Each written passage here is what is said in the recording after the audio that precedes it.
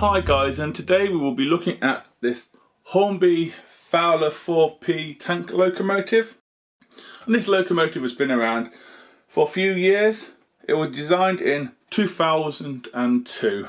I got this from HATTONS, a bargain page for £85, which I think is a bargain. The tooling is 20 years old at time of recording. The question is, does it stand up to modern standards or not? We shall find out today, so here goes.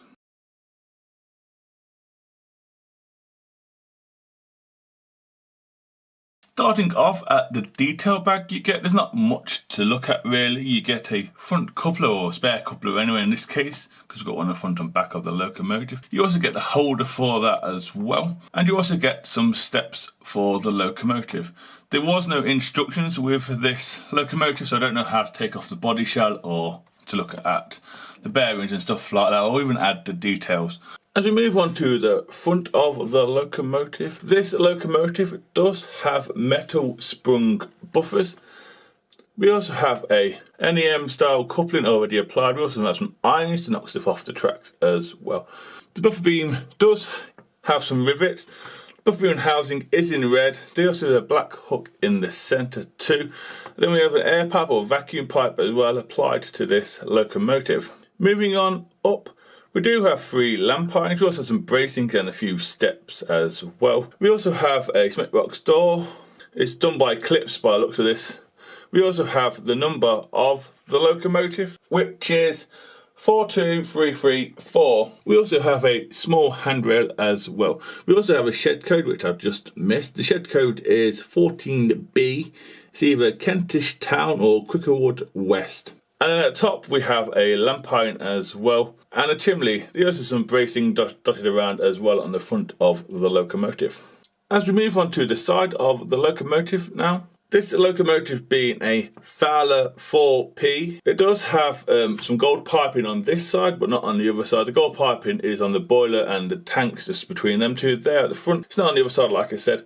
And I also can't find the reverso as well. This is a Fowler 4P. It's a 264 tank. The cylinders do have red lining on them. All the rods and valve gear is metal, which is fantastic. The wheels themselves, the axle bits are metal. You can see the metal, not bothered to paint them over or anything like that. Personally, it doesn't bother me, but it might bother some people out there.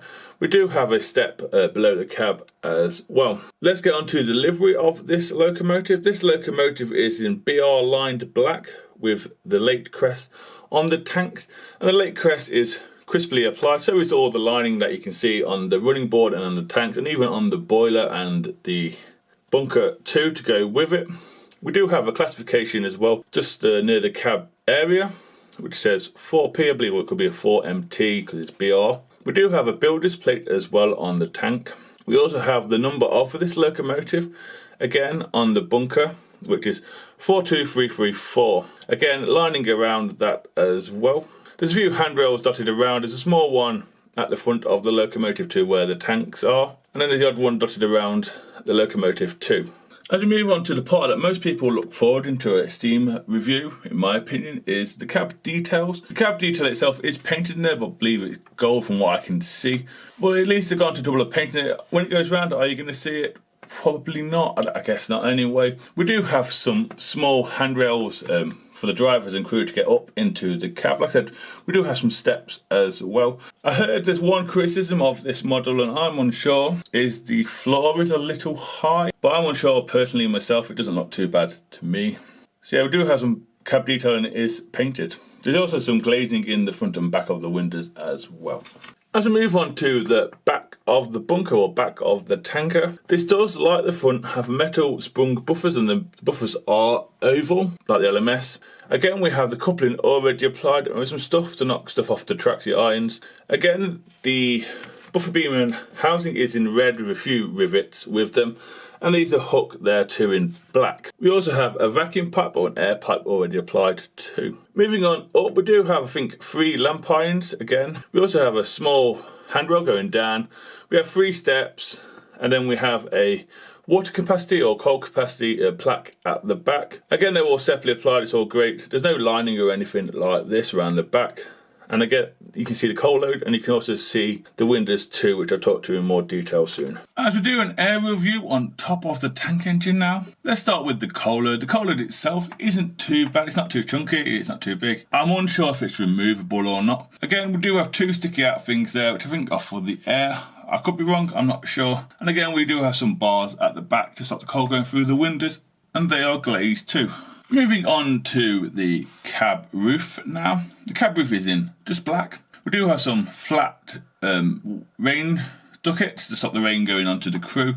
They are there. We do have a vent that does open, and there's a few rivets dotted around. It's a good touch with that vent that moves. It's not too stiff, it's not too soft, it's quite good actually. Moving along a little bit more, the cab windows do have glazing in it. Not sure if it's a bar or separately applied, but they are there. We do have a whistle and safety valve, which I believe are metal, which is a fantastic touch. The safety valves are definitely metal. Again, we have some lining on the boiler. I think it's red, black and red. We have a dome and a chimney, and there's some fine details on the tanks. Like I said, at the front of the locomotive near the chimney to the tanks, you do get some handrails. At the front, we do have the sprung buffers and a few bits of bracing as well. And finally, as we do an underneath look at this tank engine, you can see the wheel configuration a bit better here, which is a 264, like I said. Both of the bogies do pivot quite a lot in and out, so it should be able to do second radius. At the point this time, I don't know if it can do second radius or not. We do have the brake rigging already applied from the factory on this locomotive. It does have 3 or 4 screws to take off. And I'm not sure if the brake rigging comes with it or not, so I'm not going to try to find out if it's hardwired or contacts for the strip. Only the 6 driving wheels have pickups, and it's just a copper strip, which is basic. It does the job for me, I don't mind it. There's a few other details underneath here, like the axles, the springs and all the rest, and some details on the bogies as well.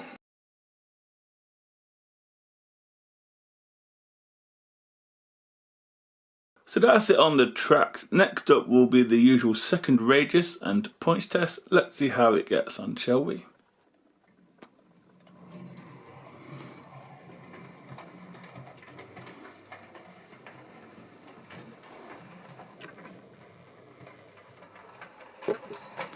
It's not too bad. That's what, 25 there?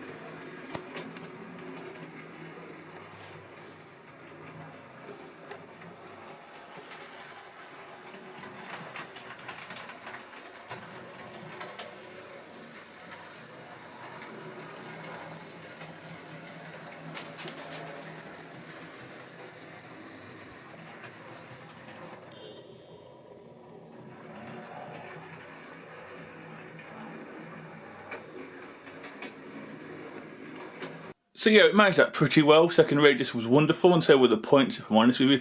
Did jerk a little bit, but that was down to my controller. Next it will be some slow speed, and I'll find it a train to pull.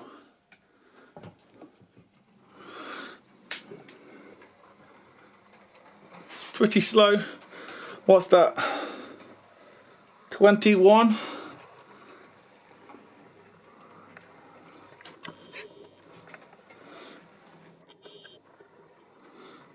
Yeah, it's quite a nice slow runner.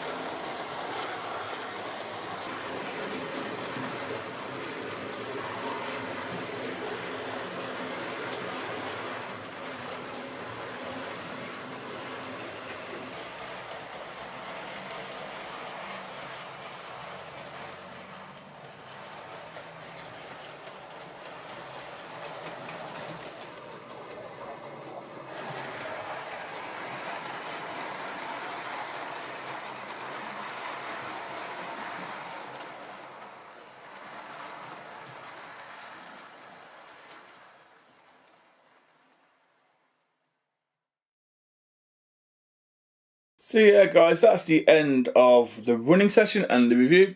Before I give you my opinion, like I always do, I'll show you what it ran with, which you probably can guess by now.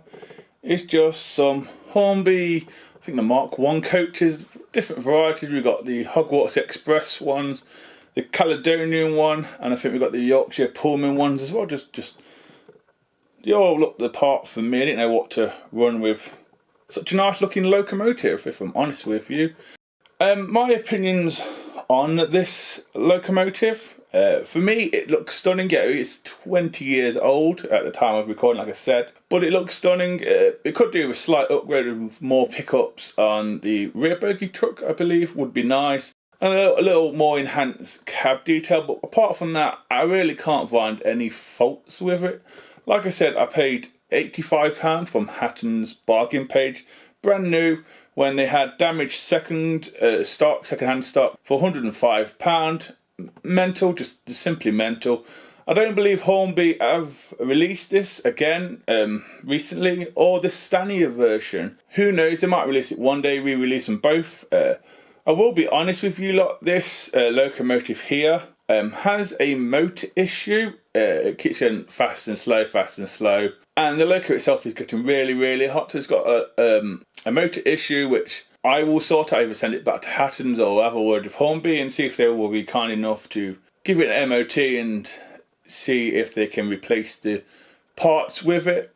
For me, it's a little heartening. Just get me down when you pay good money for a locomotive and the loco has issues with the motor.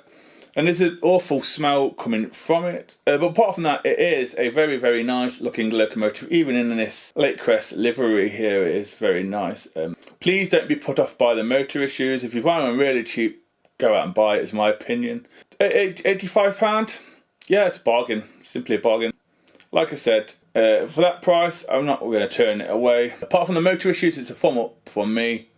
Let me know what you think. Do you have one? Would you like one? Would you like the Stania version? You know, it's all that sort of thing. So please take care. Hopefully I'll see you in the next review. And it's goodbye from me. Bye.